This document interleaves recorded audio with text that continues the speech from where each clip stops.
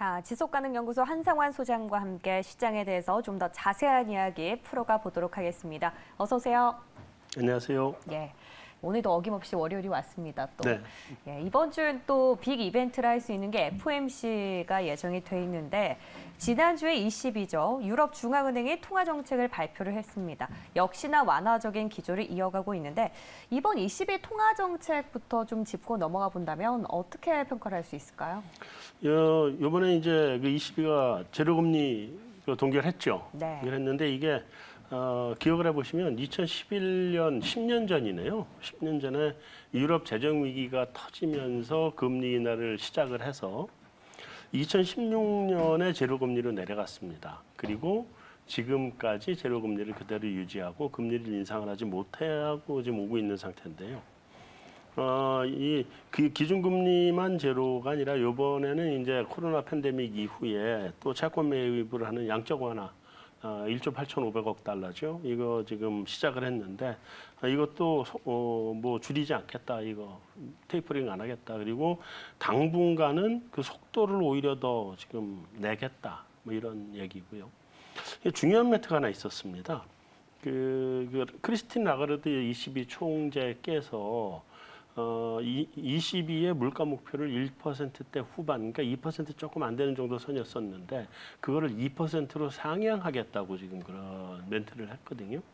이 부분은 뭐냐면 앞으로 통화를 거둬들이지 않겠다는 얘기입니다. 그냥 현재 수준의 그 완화적인 통화를 계속 유지해 가겠다. 그래서 좀 유럽 쪽은 아무래도 이번 델타 변이 바이러스라든가 이런 것들 때문에 미국보다는 타격이 조금 더 큰 곳이라서 당분간은 완화적인 스탠스를 계속 유지할 수밖에는 없지 않겠나 보여집니다. 예, 뭐 지금 현 시점에서 봤을 때 완화란 키워드만 보면 네. 뭐 연준이나 ECB나 별로 크게 다른 기조는 보이지 않는 것 같다라는 네. 생각이 들고요.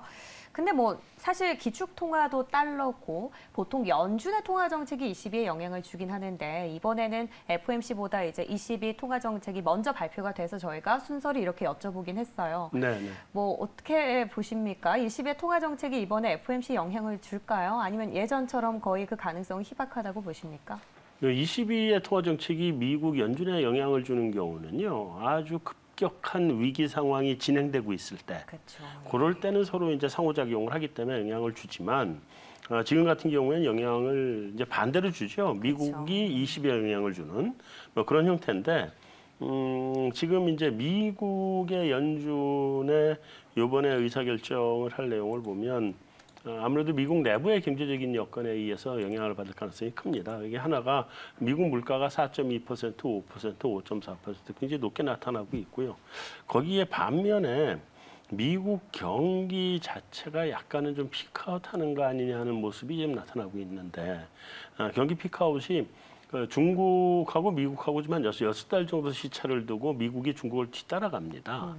왜 그게 6달 시차가 왜 생겼냐면 중국이 이 코로나 바이러스 문제가 먼저 터졌고 맞아요, 예. 그러다 보니까 인프라스트럭처 투자 사이클이 먼저 시작을 했어요.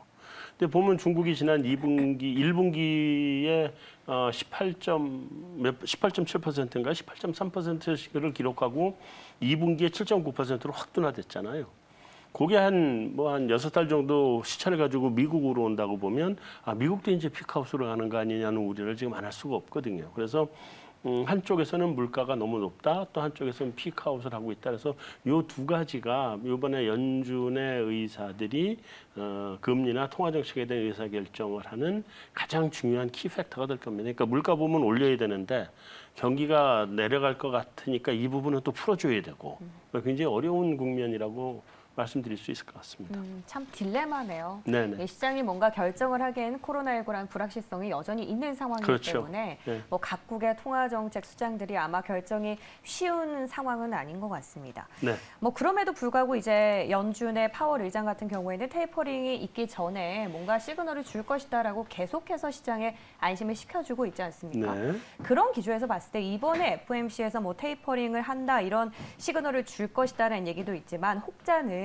잭슨홀 미팅이 더 중요할 것이다. 아직까지는 7월보다는 8월에 또 잭슨홀이 있지 않습니까? 그렇죠. 그렇긴 한데 그러면 과연 이번 FOMC는 도대체 어떤 내용들이 나온다고 보세요? 이번 FOMC에서는 테이퍼링에 관한 얘기를 하긴 하겠지만 정말 아주 시그널만 조금 주는 형태. 그냥 언급 정도만. 그렇죠. 예. 그런 정도로 갈 것 같고요. 말씀하신 것처럼 본격적인 건 8월 잭슨홀 미팅에서 스케줄을 발표하겠죠. 그때 스케줄을 발표한다고 보면 저는 미국 경기가 약간 뭐 장기 금리를 봐도 그렇고 뭐를 봐도 그렇고 약간은 지금 피크아웃으로 가는 거 아니냐 생각이 드는데 예. 그렇다 그러면 테이퍼링도 당초 계획보다는 약간 좀 늦어지는 스케줄이 될 수도 있겠다. 그래서 저는 당초에는 올해 말부터 테이퍼링을 시작할 거라고 생각을 했는데 내년 초 정도로 혹시 좀 늦어지는 거 아닌가 하는 생각이 하나 들고요. 예. 그걸 좀 기술적으로 풀어간다 그러면 지금 그 채권 매입 프로그램이 총 1,200억 달러잖아요.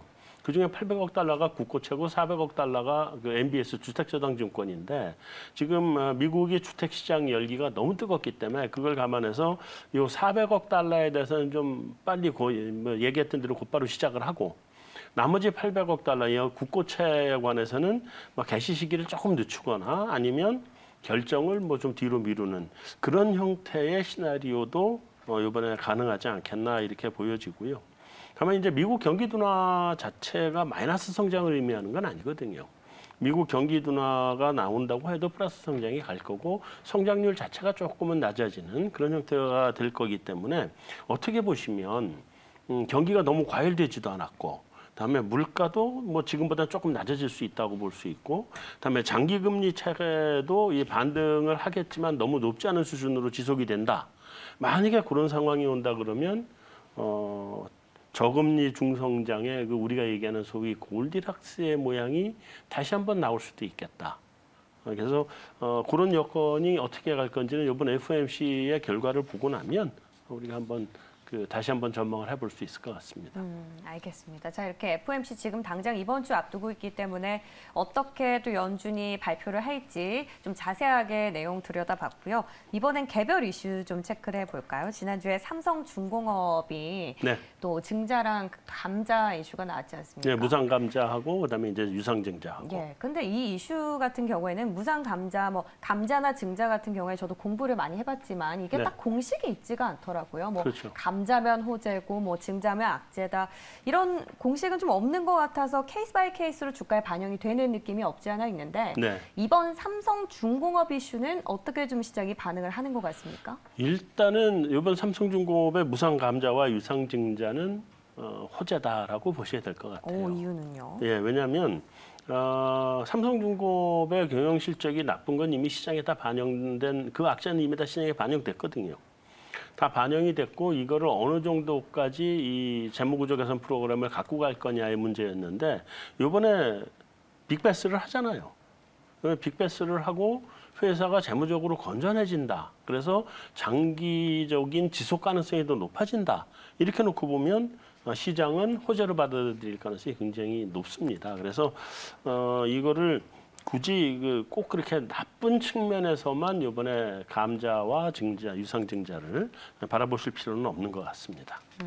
그러면 지금 현재 삼성중공업이 거래가 정지돼 있는 상황이지 않습니까? 네네. 이 거래 정지가 이제 다시 재개가 되고 나면 네. 앞으로 주가는 어떻게 움직인다고 보세요?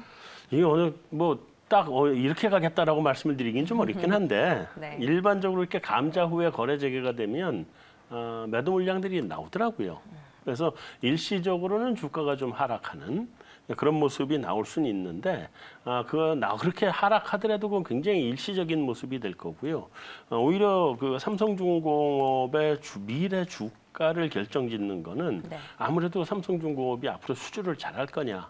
그러니까 수주 물량이 계속 들어오는지 또 그 수주된 물량들의 건조 선가가 어느 정도나 되는지 그다음에 그 드릴십 요번에 이태리에 빌려준 거 있잖아요. 네. 그거를 매각을 할 수 있는지 이런 부분들이 삼성중공업의 향후 주가를 결정하지 않겠나 이렇게 보여지고요. 다만 한 가지 좀 장기적인 관점에서 조선주들이 요즘 굉장히 좋긴 한데 삼성중공업은 약간의 악재가 있긴 한 게 조선사들이 글로벌리 뭐 일본도 그랬고요, 중국도 그렇고 우리도 지금 현대중공업이 마찬가지인데 지금 M&A를 통해서 대형화해 나가고 있거든요. 이게 대형화를 한다는 게 R&D를 쏟아붓는다는 관점에서는 굉장히 경쟁력을 키워가고 있는데 삼성중공업만 지금 그런 대형화 대열에서 지금 낙오되고 있는 모습이에요. 그래서 삼성중공업이 앞으로 어떤 형태로 대형화 및 그 경쟁력 제고를 어떤 형태로 해나갈 수 있을 것인가가 우리가 삼성중공업을 바라보는 하나의 좀 그 주의 깊게 쳐다봐야 되는 그런 시선 아닌가 하는 생각이 듭니다. 이건 또 이제 삼성중공업만의 문제가 아니라 국내 이제 조선사들의 이제 뷰나 흐름들을 보면은 M&A 이슈로 많이 엮여 있기 때문에 그렇죠. 이 부분들이 확실한 좀 두각을 나타낼 때 뭔가 결정적인 요인이 될 것 같습니다. 네. 자, 그리고 또 말씀 중에 이제 조선주 얘기를 저희가 나누고 있지 않습니까? 네. 그래서 최근에 오늘 새벽에 나온 이슈가 하나 있어서 하나 궁금해서 여쭤보고 싶은 게 있는데요. 네. 쉽게 이제 철강사들이 후판 가격을 좀 올리고 있다고 해요. 그러면 당연히 조선사 입장에서는 배를 만들어야 되기 때문에 그 가격 인상이 부담이 될 수밖에 원가죠. 없지 않습니까? 네. 그 부분도 당연히 또 주가에 영향을 미치겠죠. 좀 크게 봤을 때 어떻게 보세요? 그걸 이해를 좀 잘 하셔야 되는데요. 네. 일단 그 이번에 후판 가격이 지난주였죠. 한국조선해양, 이게 현대중공업 쪽에서 맞아요. 컨퍼런스 콜을 한 게 지난주인데 예. 지난주를 하면서 9천억 가까운 적자를 냈는데 시장은 오히려 환호했잖아요. 그 이제 상반기에 악재들을 다 털어낸 건데. 털어냈다, 소멸이다. 그 지금 현대중공업 같은 경우에 그 컨퍼런스 콜 내용을 유심히 보시면 후판 가격은 아마 거의 115만 원을 상정을 하고 실적을 정리한 것 같고요. 그러면서 한 얘기가 3분기부터 수주 성과가 올라갈 거란 얘기를 했거든요. 그러니까 후판 가격이 올라가는 것보다 그것보다 훨씬 더 많이 배값에 반영을 해서 수주를 하고 있다는 얘기거든요.